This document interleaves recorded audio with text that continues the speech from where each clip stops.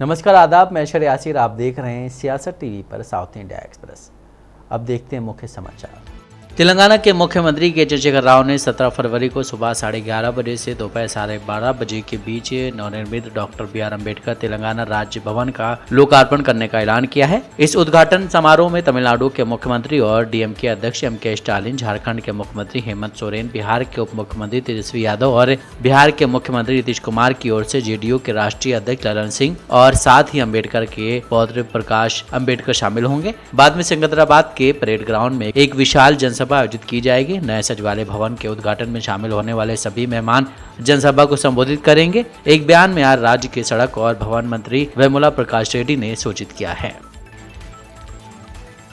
प्रधानमंत्री नरेंद्र मोदी पर बनी बीबीसी डॉक्यूमेंट्री को ट्विटर और यूट्यूब पर बैन कर दिया गया। इसके बाद एआईएमआईएम प्रमुख असदुद्दीन ओवैसी ने सवाल खड़ा किया था कि क्या इसी तरह महात्मा गांधी की हत्या करने वाले गोडसे पर बन रही फिल्म को भी बैन किया जाएगा। इसके बाद से ही बीजेपी और एआईएमआईएम के बीच तीखी बहस जारी है। एक टीवी डिबेट के दौरान बीजेपी के सुधांशु त्रिवेदी और एआईएमआईएम प्रवक्ता वारिस पठान के बीच इस मुद्दे को लेकर काफी बहस हुई। एआईएमआईएम प्रवक्ता वारिस पठान ने बीजेपी से कई तीखे सवाल किए। उन्होंने पूछा है कि बताइए जिन्ना की कब्र पर कौन गया था? पाकिस्तान में बिना बुलाए पीएम मोदी चले गए और नवाज शरीफ के घर पर बिरयानी खाकर आ गए थे। क्या बीजेपी मानती है कि महात्मा गांधी की हत्या करने वाला गोडसे देश का सबसे बड़ा आतंकवादी था? क्या बीजेपी चाहती है कि उसकी फिल्म लगे या उसी तरह बैन की जाए जैसे पीएम मोदी पर बनी डॉक्यूमेंट्री को बैन किया गया है? देश के माहौल को खराब करने वाली फिल्म को बैन करना चाहिए या नहीं?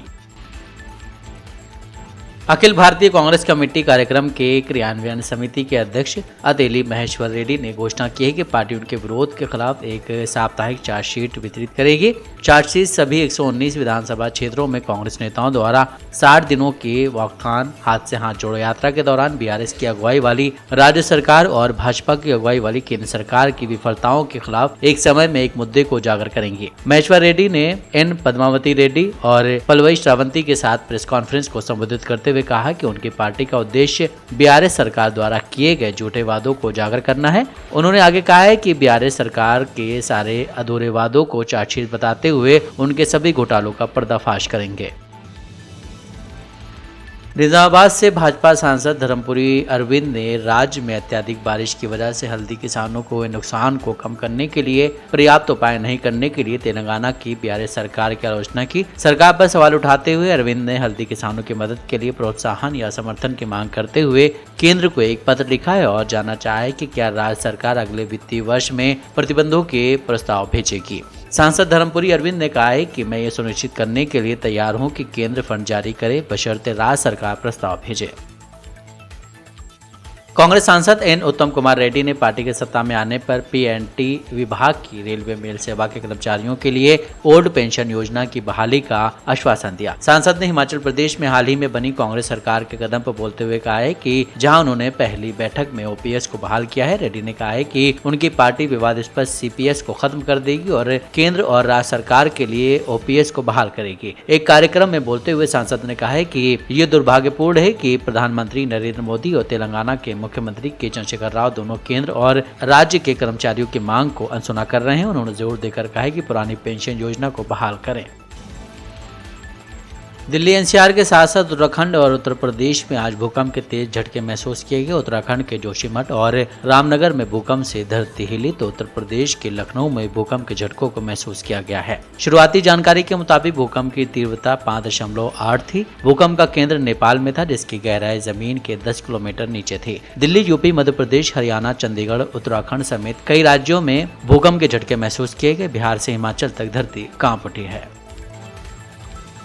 कर्नाटक में इसी साल विधानसभा चुनाव होने हैं। चुनावी साल में नेताओं के बीच जुबानी जंग जारी है। इस बीच बीजेपी के राष्ट्रीय महासचिव सीटी रवि ने कांग्रेस के दिग्गज नेता और पूर्व सीएम सिद्धरमैया पर तंज कसा है। उन्होंने दावा किया है कि कांग्रेस नेता सिद्धरमैया को चुनाव लड़ने के लिए पाकिस्तान सुरक्षित स्थान होगा क्योंकि पूर्व सीएम की मानसिकता इसके अनुकूल है। चिकमंगलुरु के विधायक सीटी रवि ने सिद्धरमैया के सुरक्षित सीट कोलार से चुनाव लड़ने की इच्छा को लेकर कटाक्ष किया है। सीटी रवि के हवाले से बताया गया है कि बीजेपी नेता ने कहा है कि मेरी राय में सिद्धरमैया के लिए पाकिस्तान सुरक्षित है। बीजेपी नेता ने तंज कसते हुए कहा है कि पाकिस्तान में न तो पीएम मोदी होंगे न ही सीएम बसवराज बोम्मई, इसलिए उन्हें कोई डर नहीं रहेगा। बेंगलुरु के केआर मार्केट फ्लाईओवर से 10 रुपए के नोटों को उछालने का हैरत में डाल देने वाला मामला सामने आया है। केआर मार्केट सिग्नल के पास फ्लाईओवर से एक अनजान आदमी ने फ्लाईओवर पर चढ़कर नोट उछाले। नोटों को नीचे गिरता देख कुछ लोगों ने नोटों को लूटना शुरू कर दिया। जब तक पुलिसकर्मी फ्लाईओवर के ऊपर चढ़कर जाते तब तक वो व्यक्ति वहां से भाग गया। फिलहाल इस मामले की प्रारंभिक जाँच में पता चला है कि इस शख्स ने 10-10 रुपए के करीब 3000 नोट हवा में उछाले। पुलिस को आशंका है कि ये व्यक्ति मानसिक रूप से बीमार हो सकता है। लॉ एंड ऑर्डर बिगाड़ने की धाराओं में मामला दर्ज कर पुलिस ने जांच शुरू कर दी है। इस वाकये का एक वीडियो भी सोशल मीडिया पर शेयर किया गया है, जिसमें एक शख्स खुलेआम फ्लाईओवर पर नोट हवा में उछाल रहा है।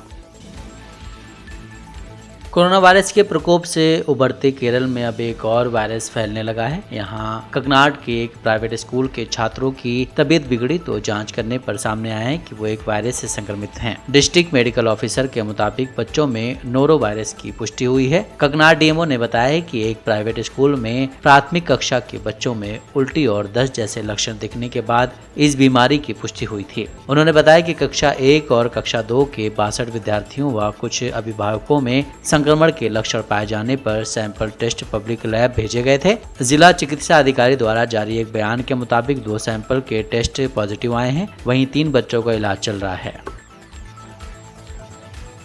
साउथ इंडिया एक्सप्रेस यहीं समाप्त होता है। मुझे दें इजाजत। बाकी खबरों के लिए आप बने रहें सियासत टीवी के साथ।